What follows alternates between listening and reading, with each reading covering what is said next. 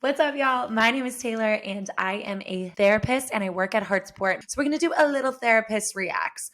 We're going to listen to a new metal song, we're going to watch a music video, and then we're going to talk about the lyrics because most of this stuff, y'all, is all related to mental health. One of my favorite bands recently that I saw last weekend is The Devil Wears Prada. So they have a new song, Reaching, came out a few weeks ago, and I haven't listened to it yet, but I thought it would be so fun to do a therapist reacts to it. So let's listen to it.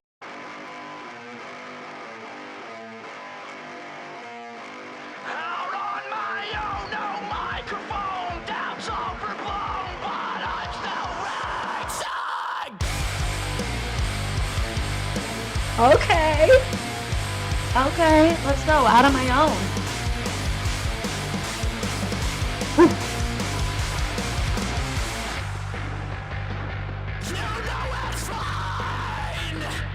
Doesn't sound fine. You don't sound fine.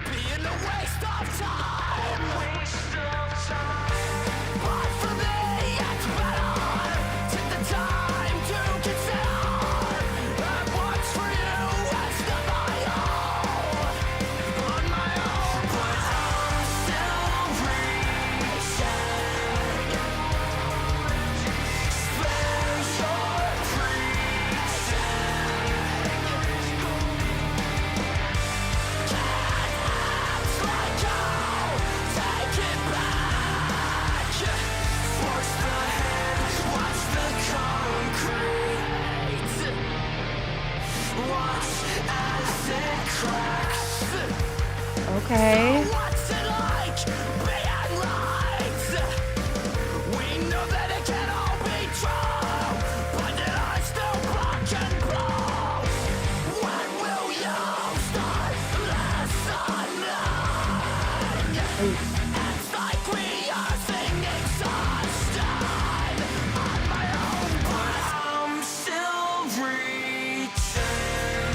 It's so good. It's so good.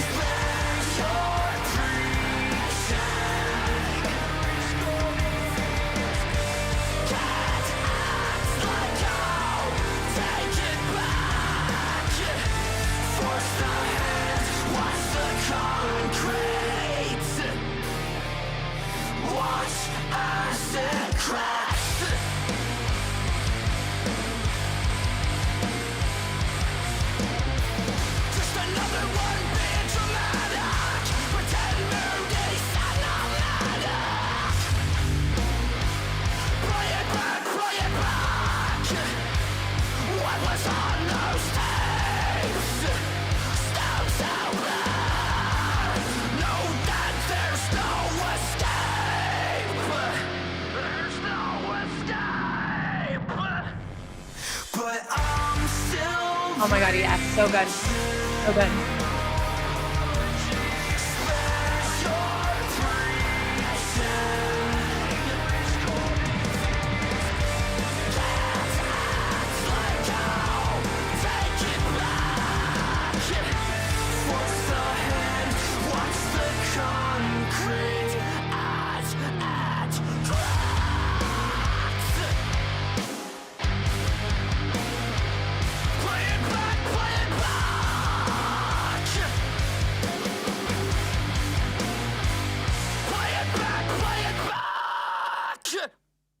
That was so good. So beautiful. And these lyrics are mental health related. Let's take it from the top. You know, it's fine. Like I said, doesn't sound fine.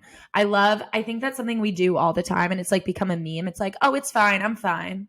Then why are you acting fine? Like, we actually don't have to say that you're fine if you're not fine. Of course, you don't want to like dump your struggles onto someone who maybe can't hold it, but you can always ask and say like, hey, I'm going through something. Can I tell you what's going on? Or if someone asks you how you're doing, something I started doing actually when I was going through a really hard time was like, I'm actually not well, but I'm working on it. Thanks for asking. And sometimes it's a little uncomfortable, but there's something that feels really good about being honest. On my own, but I'm still reaching. No apologies, spare your preaching. There's gold in me. I'm on my own, but I'm still reaching. I feel like that is literally the most powerful place to be, is like when you feel like you're alone, when you feel like you're stuck, when you feel like you can't do anything. It's when you stop reaching for support, stop reaching for more, stop reaching to be better, that things get really bad. So even if you feel alone, or maybe you haven't found community, as long as you're still reaching, there's so much gold and so much hope and possibility, right? As long as you're reaching for more, when you're reaching for things, even if you don't always get to the thing that you're reaching for right away, you will start to grab onto more and more and more that helps you. When will you start listening? It's like rehearsing exhaustion. Ugh, verse 2. I feel like we've all been in that place where we are talking to someone or we're trying to share something and you're like, oh my God, are you hearing me? Like, you can't be hearing me because I've told you the same thing over and over and over and over again. And I'm exhausted and I'm just trying to get you to understand. And I feel like if you could just understand, or if you could just see my perspective, like, then we would be okay and this would be okay. And that is such a painful place to be. And I've been in that place and I know it just feels so exhausting. And when my clients or someone I care about is in that place, I try to remind them, and it's really hard to believe, but whether or not someone can hear you or whether or not someone can understand you often actually has nothing to do with you. Sure, there are things that you can do to communicate better, but if you are learning the skills to communicate clearly and effectively and you still feel like you're not getting through to someone, it is possible that there is something in their wounding, in their pain, in their experience that is preventing them from actually being able to see you and is forcing them to only see their own projection of you, often to protect themselves from others. And so when we find ourselves in a place where we're going over and over and over again and trying to say the same thing and trying to say it in different ways to get people to understand, it may be the case that they can't understand, but just because they can't understand doesn't mean that there's something wrong with you, doesn't mean that you're wrong necessarily, or that you're not important, or that they're even not trying to understand. Sometimes the person is really trying to understand, really trying to be there, really trying to hear us, but for whatever reason, because of their own experiences, their own mental health struggles, their challenges, they're just unable to actually hear what you're saying and to see it from the perspective that you see it from. And it has been so challenging for me to accept that, because something I try to do is fix and understand and make sense of. And so when I'm faced with that block, it's really hard for me to move on and let go, especially when I'm feeling misunderstood, especially when I feel like I'm right. Like, oh, that's that line before it. So what's it like being right? We know that it can't all be true. It's like when I think that I'm right and I get really stuck in that. And there's certain things that I notice, and it's where my pain is. I get so stuck. Me and my personal therapist call it like my stick is in the ground. And I notice this with my clients too. It's like we have these things that we believe so deeply inside of us to be true that no matter how wild they sound, no matter how inaccurate they actually are in reality, we have convinced ourselves that they are so true. And we often need to hold on to those things because they're doing something for us, whether or not we are able to see logically what they're doing, or we think like, oh, I have all these negative beliefs about myself. Like, what are those doing for me?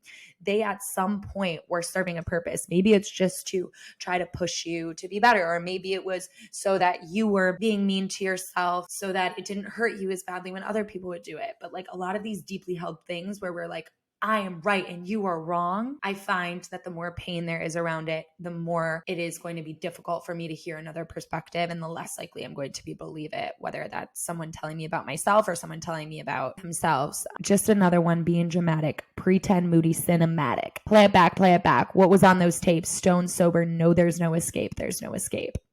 That's really interesting. I don't know what this line is actually about, but when I heard that for the first time and when I just read it again, I thought of like people using substances as an escape, and also using the things that they did while on substances and saying like, oh, I was on substances as an excuse.